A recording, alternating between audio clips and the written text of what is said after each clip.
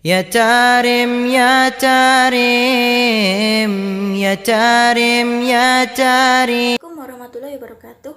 Saya Eni Mila Konita dengan NIM T2018-1187 akan mempresentasikan hasil makalah kami dari kelompok 4 yang berjudul Macam-macam metode model atau metode pembelajaran Al-Quran dan hadis di madrasah.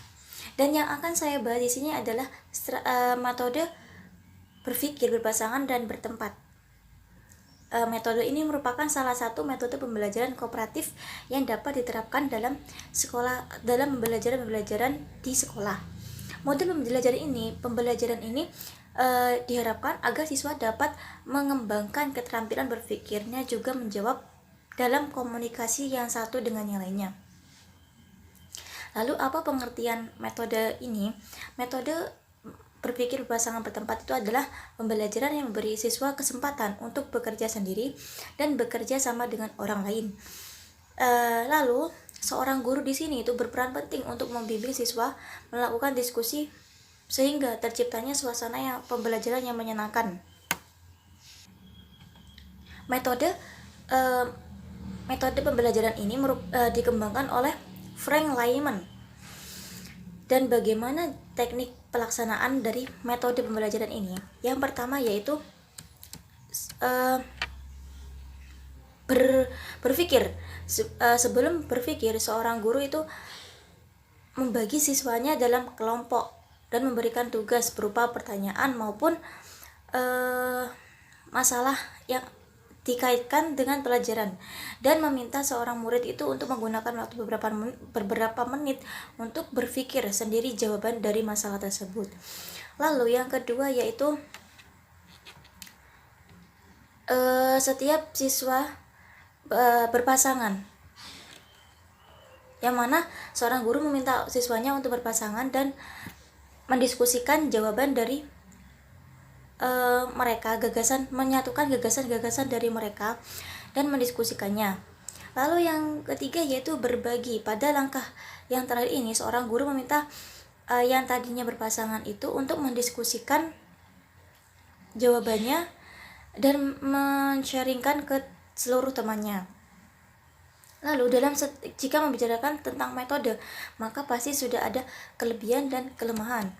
Kelebihan dalam menggunakan metode ini, yang pertama yaitu kelompoknya yang hanya terdiri dari 2 atau berpasangan lebih dapat mengefektifkan waktu. Jadi seorang guru tidak perlu mengulurkan banyak waktu untuk menerangkan, dan pengetahuan siswa didapat dari seorang temannya. Lalu yang nomor 2 yaitu keterampilan sosial, karena terdapat interaksi antara siswa dalam proses belajar mengajar tersebut melalui diskusi yang tadi. Lalu yang ketiga yaitu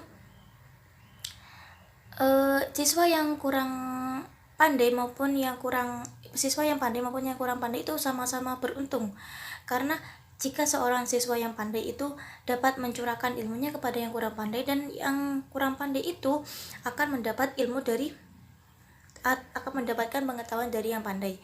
Yang nomor 4 yaitu siswa lebih mudah memahami, karena jika kepada guru biasanya yang pemalu akan malu untuk bertanya, dan jika bersama teman maka dia akan merasa bebas untuk bertanya. Yang ketiga yaitu yang terakhir yaitu optimalisasi partisipasi siswa lewat kegiatan bertanya, berdiskusi, dan pengembangan bakat kepemimpinan. Lalu bagaimana untuk kelemahan? Kelemahan dalam menggunakan metode ini adalah masih banyak sekolah-sekolah belum diterapkan dalam sekolah-sekolah, dan seorang guru jika ingin menerapkan metode ini maka dia harus memiliki kemampuan dan keterampilan dalam melaksanakannya. Lalu yang kedua yaitu siswa yang pandai itu lebih mendominasi daripada siswa yang kurang pandai, karena yang namanya diskusi pasti yang akan ditunjuk yang pandai. Yang ketiga yaitu dikhawatirkan siswa hanya menyelesaikan pekerjaan. Biasanya jika kita belajar kelompok ada yang malas, dan itu yang dikhawatirkan akan hanya menyalin saja, tidak mau tahu bagaimana proses diskusi.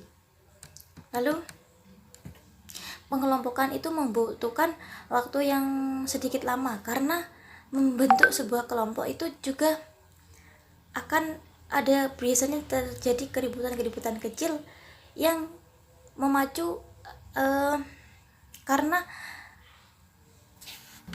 biasanya siswa akan pilih-pilih teman, kecuali jika seorang guru itu sudah mempersiapkan dari rumah. Lalu yang selanjutnya yaitu metode diskusi kelompok kecil. Nah, metode diskusi ini merupakan metode pembelajaran dengan cara mendorong peserta didiknya untuk berdialog ataupun bertukar pendapat dengan tujuan agar peserta didik itu mampu berpartisipasi secara optimal dalam diskusi. Namun, tetap harus mengikuti etika yang disampaikan bersama. Tujuan metode ini adalah untuk memecahkan suatu permasalahan, menjawab pertanyaan, menambah dan memahami pengetahuan peserta didik, serta untuk membuat kesepakatan. Nah, dalam jenis apapun diskusi digunakan menurut pendapat Bridges dalam buku yang ditulis oleh Ali Mudrofir, bahwasanya dalam pelaksanaannya seorang guru itu harus mengatur kondisi agar yang satu setiap peserta didik dapat mengeluarkan pendapatnya, dapat mendengarkan pendapat orang lain, harus saling memberi respon, dan harus mengumpulkan atau mencatat ide-ide yang dianggap penting, serta harus mengembangkan pengetahuannya dan memahami yang masalah-masalah yang telah dibicarakan dalam diskusi tersebut. Lalu bagaimana cara teknik pelaksanaannya? Yang pertama yaitu guru membagi kelas beberapa kelompok kecil. Yang kedua yaitu guru memberikan topik atau tema sesuai dengan kompetensi dasar yang dipelajari. Yang ketiga, guru menginstruksi kepada semua kelompok untuk mendiskusikan topik atau tema tersebut.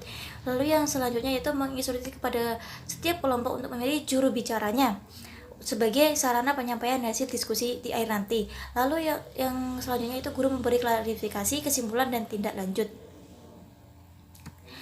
Bagaimana metode kelebihan dari metode ini adalah yang pertama, memberi kesempatan kepada peserta didik untuk berlatih atau memecahkan sebuah masalah dengan berbagai jalan bersama-sama secara bersama-sama, sehingga peserta didik dirangsang untuk berpikir lebih kreatif dan inovatif. Yang kedua yaitu menyadarkan peserta didik bahwa dengan berdiskusi mereka saling mengemukakan pendapat secara konstruktif sehingga dapat diperoleh keputusan yang lebih baik. Yang selanjutnya yaitu membiasakan peserta didik untuk mendengarkan pendapat orang lain atau harus toleransi. Dan yang selanjutnya yaitu berani seorang peserta didik melatih seorang peserta didik untuk berani dalam mengemukakan pendapat atau gagasannya.